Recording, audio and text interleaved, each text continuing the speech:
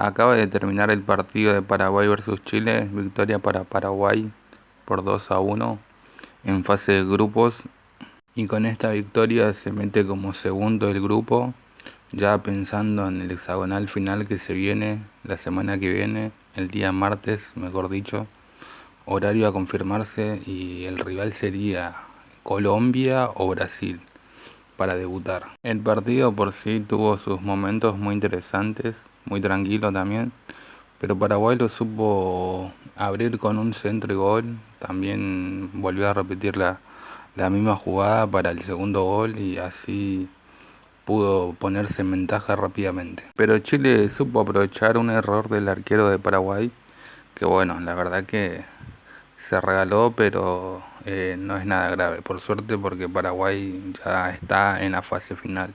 Y la verdad que el equipo de Antolín Alcaraz está en un muy buen camino, acaba de comenzar su ciclo, su nueva era, y la verdad que el equipo pinta muy bien.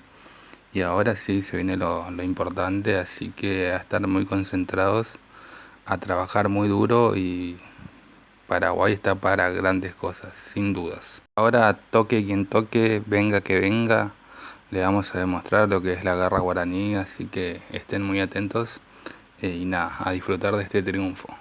Y recuerden siempre compartir y darle me gusta al video, y si quieren seguirnos también, les mando un abrazo y un saludo.